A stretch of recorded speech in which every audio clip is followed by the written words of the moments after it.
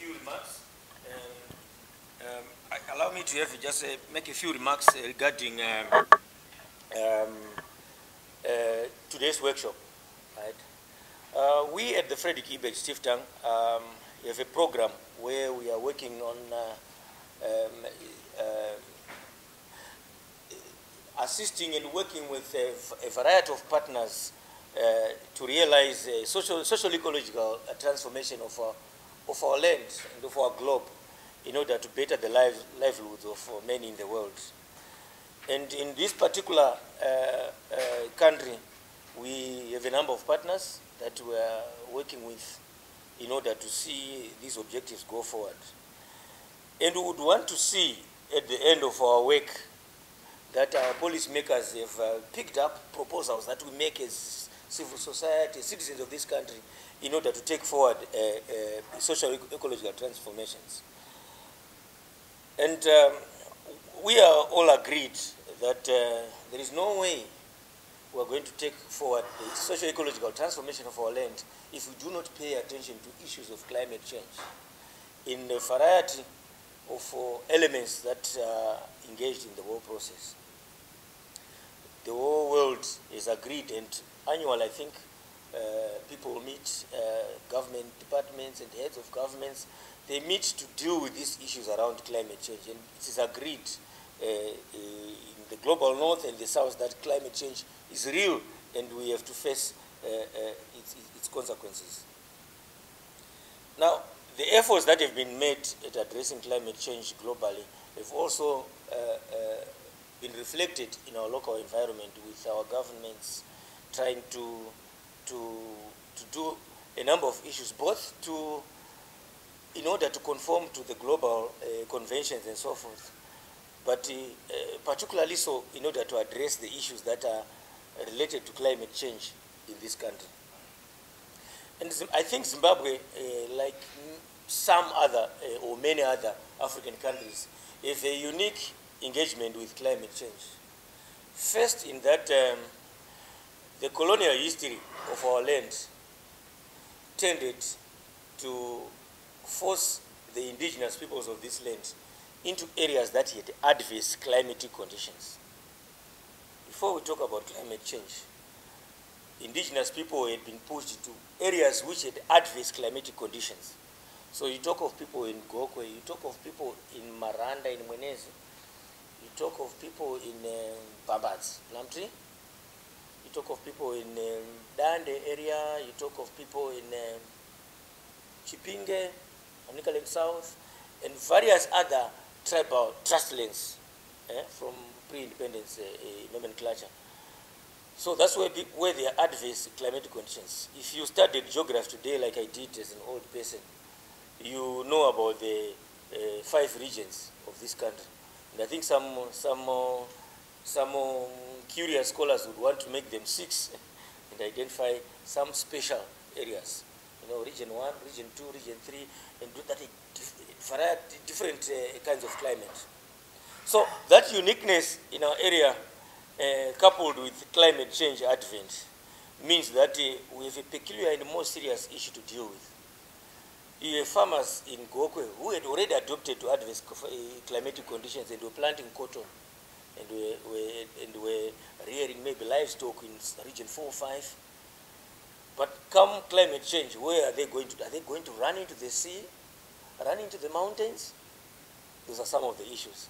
And related to that now for Zimbabwe, particularly the last 2 decades of our history talk about land reform, where ordinarily one would have wanted an adaptation method that looks at transforming the pre-colonial land tenure systems to inform our responses to climate change now. That is a debate for another date. And I'm glad there's the people coming from, this looks like more or less like the Midlands and Matabeleland workshop, isn't it?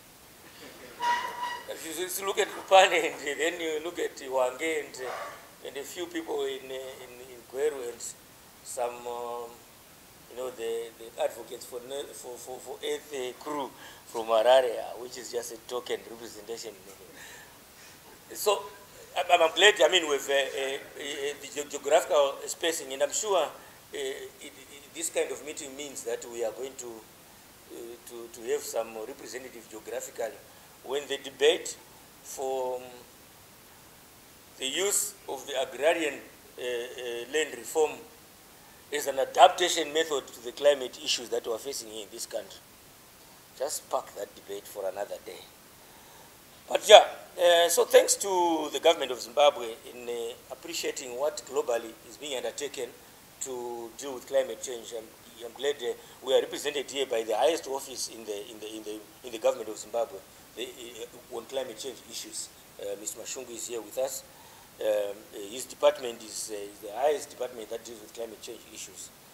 They have taken strides in order to deal with adaptation and also to mitigate the issues of climate change.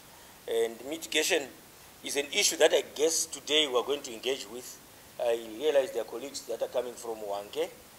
Wange is known for, besides coming and going out of the Premier League with Chipangano, they are known for mining coal. Coal, which has been used and drives a lot of industry in the country. But there are debates around coal. I'm sure a couple of months ago, more than 18 months or so, people were meeting in Katowice, about 12 or so months ago. They were meeting in Katowice in Poland, and coal was a topic around how do we deal with the impact of coal usage to the climate change. And that debate is ongoing even in our own country. What do we do with these stranded assets that we have? When the globe is now saying let's move away from dirty energy to cleaner energy as well. So those are some of the issues that you probably interact with. Already the ministry can confirm the drive they are putting around solar energy. I was watching the news last night, an emphasis by Minister Soda on the use of renewable energy for our energy needs primarily, and as a present for mitigating around climate change. So I was discussing with Chisaira when we talked about this workshop and said, what are your objectives? And he said, we would want to build a mass of conscious civil society and the trade union, young people, to engage this debate around climate change. He said, okay, well, it's up to you. Let's see how we are going to do it. And he said, you will come to Kadoma and you will find out we are taking steps around that. So that's what one of the objectives he said. He said, okay, is that all? He said, no. At the end of the day, we want to be able to develop the strategies and activities for trade unions and civil society in order to engage this new topic around just transition as part and parcel of the climate justice issue, which I'm sure after today's workshop you will be reverberating from all corners. Climate justice, just transition, and so forth and so forth. So I hope the 2 days that we're going to engage here are going to be very fruitful. I'm also glad with a number of ladies participating in this workshop from civil society, academia, the legal professions, and trade union movement are here. Because the climate issue is a gender issue.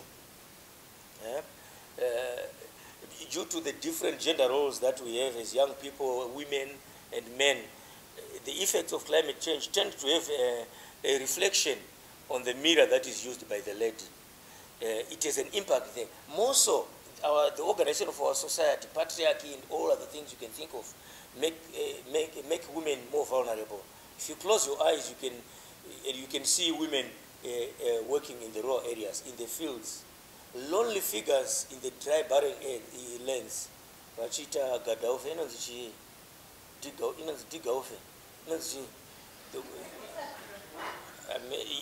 Chubakera, we used to call it Chubakera, teacher Kureskumusha.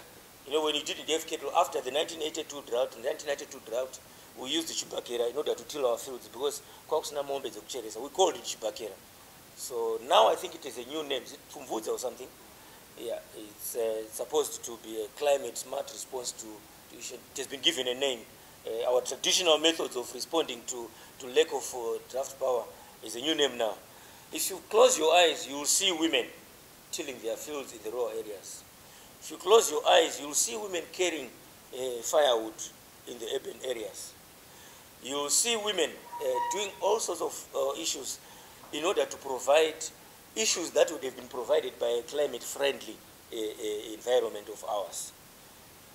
So climate change is a serious impact on the livelihoods of women.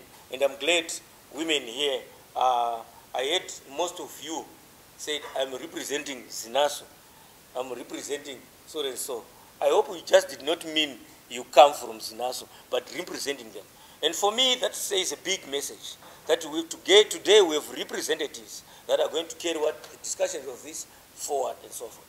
And as I said earlier on, the geography that I've seen here means that this kind of work the advocates of Earth have started to do or will continue to do will go into the whole country, thanks to the tourism instincts of the advocates for Earth. I say this because it is my reflection that when I saw them in Lupane a few days ago, and I see people participating here, it means then we are linking up. I talked to Saira when he was in an area where there was no network, somewhere in Lupane or Wange, and said, we are meeting with young workers here, and they will be part and parcel of this kind of workshop as we go on. Just transition, a major issue of discussion for those in the coal field. What is going to happen when someday we are going to stop using coal for energy production? Are you getting prepared to transition into solar energy and so forth? What is your role in that whole process? Are you going to be left behind? What does it mean to the thousands of jobs that have reared